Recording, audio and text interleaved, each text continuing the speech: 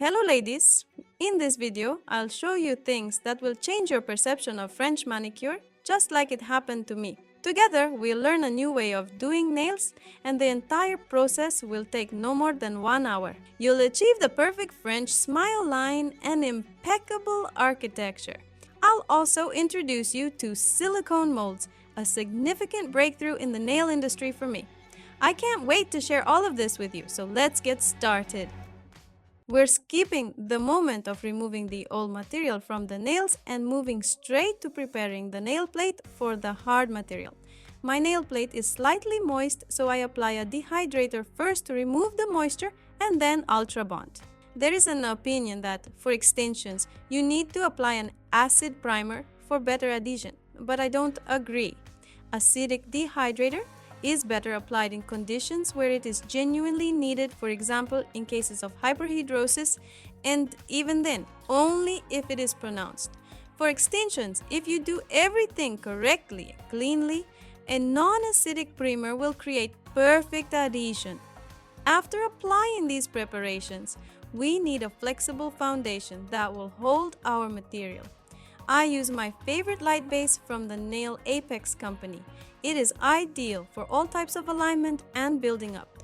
I apply it in a thin layer on several nails and cure it in the lamp for 1 minute.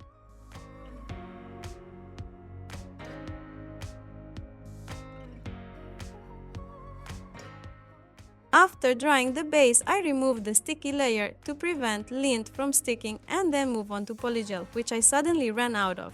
But every master has somewhere an unused tube of Polygel. And just look at what else you can get from there. Moving on to the nail forms, I want to introduce you to the Salon almond shape once again. These are the upper forms with a pronounced arch and a ready-made apex, which simplifies the work. Now, let's choose a form. It's important that it completely covers the growth points, especially since we will be doing French. And it's crucial that our French smile lines continue our parallels. So if the size of the form fits tightly to the nail, it's better to take a form one size larger. And here is the start of the show. Silicone molds for French and gel polish. They are very flexible, allowing them to be perfectly placed in the form. Now we will select the mold according to the size of the tips. Each tip has a number on top and the molds also have numbers. All we need is for the form number to match the mold number for a straight, white French line, but the mold and foam need to be prepared. Try to hold the mold by the handle without touching the main part so that no skin oils are left there if you are working without gloves. Degrease the mold and the form. Moving on to the most interesting part, creating the French. We need white, dense gel polish or gel paint. It's better to use gel paint as it is thicker, and the mold will adhere perfectly to it. We apply a thick layer of gel to the entire mold to avoid any gaps. Take the mold and, as shown in the video, place it in the form. It may bounce back because gel polish is not as thick as gel paint. Use an orange stick to press the mold into the gel, making a smooth movement to create a border at the junction of the mold and gel polish. Ensure there are as few air bubbles under the mold as possible. Take into account that this layer needs to be thoroughly dried. It took me 1.5 minutes because I worked in a conveyor-like manner. By the time I finished the last tip, the first one was already completely dry. When applying the gel to the mold, pay attention to the side walls to ensure even coverage. Otherwise, you'll have to touch up with a brush, which is an extra time-consuming step. Again, sink the mold into the gel and make smooth movements to create a border. This will make it easy to remove the mold later.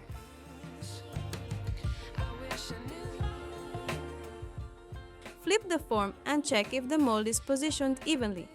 If not, adjust it to ensure that the smile line is straight. If everything looks good, cure it in the lamp. Now, the mesmerizing process of removing the mold begins. There's no need to wipe anything. Just gently remove it without any abrupt movements. If you pull the mold abruptly, you might accidentally tear off the smile line along with it, so handle this step carefully. Here, we can see a clear boundary of the French tip, indicating that we've done everything correctly. Now, all that's left is to remove the excess gel polish under the mold. This is done quite easily, but it's essential to pry it from the smile line side rather than the tips to avoid breaking them. Let's watch again how to remove the excess. Slip the tool under the smile line edge and it pretty much slides right out on its own. I don't remove the sticky layer and proceed directly to the polygel. Using the form itself like a spoon, I pick up a small amount of material and spread it over the form. Here's a crucial moment. To get a clean impression that won't require much filing, we need a minimal amount of material in the cuticle area. This doesn't mean there should be none. It should be visible but thin in that area. If there's too much material, it will overflow from the form, entering the sinuses and cuticle zone, and we won't get a clean impression. Next, concentrate the material on the free edge to achieve sufficient thickness there. Work with a brush or orange wood stick. Now, let's place the form. First, position the form on the nail at a 45-degree angle. Then, press it slightly and with a smooth motion, push the form toward the cuticle, leaving a 0.5 mm gap. This setup ensures a clean impression. Thanks to the minimal amount of material near the cuticle area, we avoid chips and detachment. The material curing takes approximately 90 seconds depending on the pigmentation of your polygel and how well your lamp cures. After placement, use a UV lamp to cure the material near the cuticle. Flip the finger, smooth the remaining material along the form and cure it completely in the lamp. After curing, don't remove the forms immediately. Let the material cool down along with the top form. This way, the arch won't deform. Typically, this takes around 30 seconds and then you can remove the form.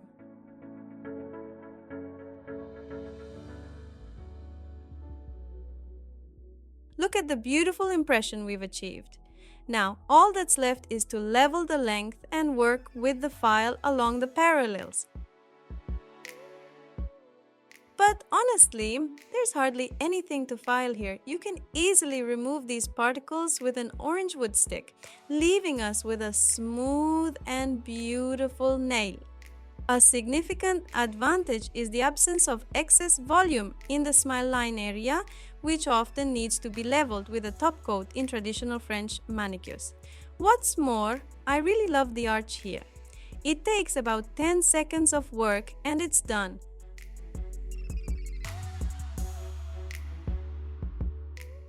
Here, you can see how beautifully the apex is structured, creating a smooth and clear parallel. Of course, the smile line is also straight and precise. Drawing it perfectly with a brush, especially to ensure uniformity, can be challenging. However, this method allows even beginners to achieve great results, giving a significant advantage to top forms and molds. To be honest, this was my first time using this method in the video, confirming that anyone, whether a beginner or an experienced professional, can accomplish this. I haven't identified any drawbacks to this method yet. The only thing to note is the importance of immediately aligning the form to the length of the nail bed and placing a mark on the form to ensure uniform length, as my pinky turned out to be the longest. I will use a diamond drill to file the arch completely, allowing me to have complete control over the drill's operation. There's no need for carbide or ceramic bit here. The work is done with just a few motions. Next, thoroughly wipe the nail to remove any dust and apply the top coat. I cover it with a top coat without any leveling layers since the form has already done everything for me. The apex is structured and everything is even. Then I apply my favorite top coat from the Edlin brand in a thin layer and cure for 2 minutes. After drying the top coat, moisturize the cuticles with cuticle oil. I'll share a little secret. When you finish drying the top coat, let it cool for half a minute. This way, it will hold the gloss perfectly. As for covering the underside of the nail with top coat or leaving it uncovered, that's up to you. For clients, I always do it, and then the nails shine both on the outside and on the inside. They don't get as dirty from the inside. However, I don't do this for myself. Well, girls, we are gradually approaching the finale, and I really hope that you will like today's manicure option. And here, girls, is our result.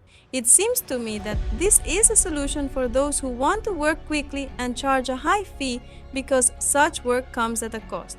Well, it's understandable, considering this form, beautiful arch, and how even the French manicure turns out using this technique. This French manicure method brings together the best qualities of nail art.